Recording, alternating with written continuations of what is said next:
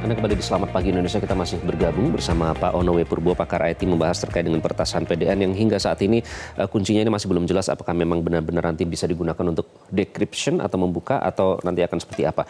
Pak Ono, soal data pribadi yang bocor ini, kita tentunya tidak ingin ini dinormalisasi ya, karena ini kan bukan yang pertama kali terjadi, sudah beberapa kali terjadi. Tapi saya khawatirnya ini awareness soal ini hanya dipahami oleh segmen tertentu saja.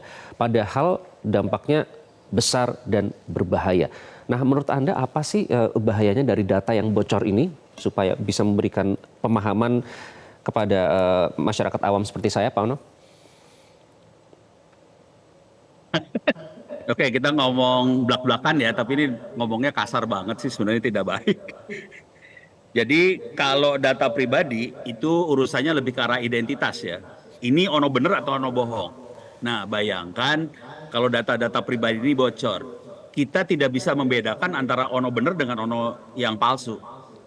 Dan ini akan terjadi di toko-toko online segala macam. Misalnya di toko online, ono ini atau pinjol atau bank online segala bank itu, jadi mereka jadi bisa si Ono jadi bisa beli apa, pinjam duit apa, ke bank bikin akun.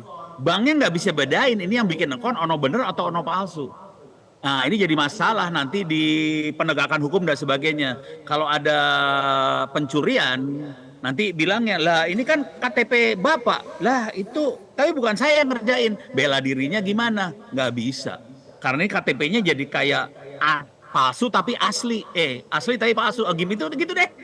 Jadi masalah besar sih sebenarnya. Karena kita nggak bisa autentikasi lagi. Siapa-siapanya nggak bisa. Itu yang baru dalam negeri, belum lagi yang lintas negara ya Pak ya.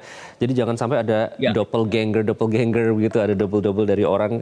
Dan ini sudah terjadi by the way ya Pak, soal misalnya ternyata ada akun pinjaman yang atas nama orang lain tapi dia yang ditagih. Itu sebenarnya sudah terjadi dalam kehidupan sehari-hari.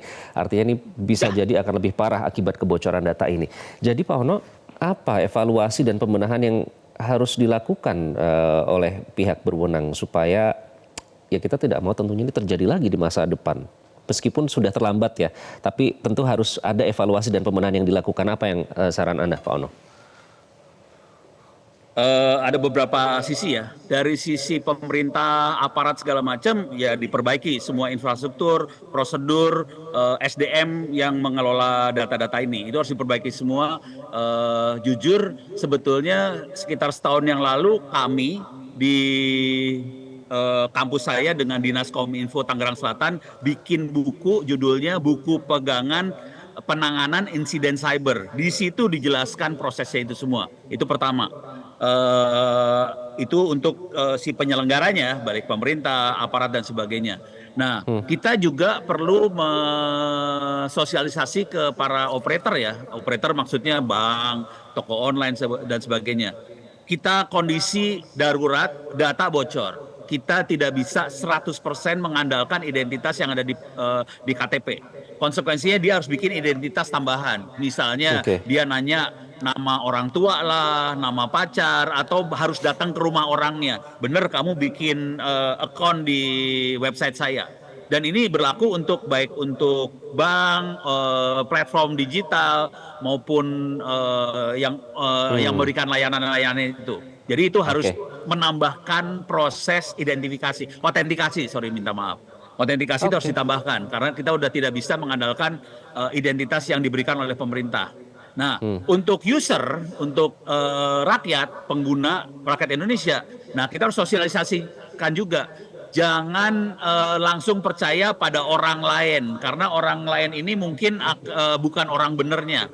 Jadi kita harus ngasih tahu bahwa kalau kamu dapat transaksi atau berinteraksi sama seseorang ini, tolong hati-hati. Dia belum tentu dia, karena identitasnya sudah bocor, gitu. Dan seringkali kita melakukan transaksi, akhirnya transaksinya ke arah transaksi keuangan dan sebagainya. Kita percaya aja bahwa ini ono beneran. Seringkali paling gampang mah nomor WhatsApp lah. Seringkali nomor WhatsApp dibohongin kan. Nah itu contoh yang paling sederhananya. Jadi jangan pernah percaya langsung.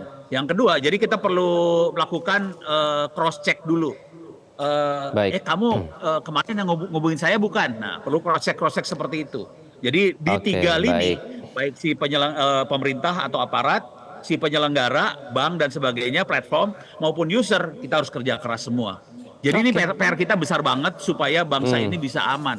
Nggak Oke. sesederhana bikin peraturan, enggak, itu di luar banget lah. Baik, Pak Ono, semoga ini segera dilakukan karena jangan sampai tiap kali beberapa tahun Anda memberikan masukan, tapi ternyata tetap terjadi lagi peretasan data. Terima kasih Pak Ono sudah memberikan pencerahan kepada kami. Kita lihat ya perkembangan nanti dari press conference dari Kemenkominfo. Pak Ono W. Purbo, pakar Terima IT, kasih, sudah. sukses buat semuanya. Jelajahi cara baru mendapatkan informasi. Download Metro TV Extend sekarang.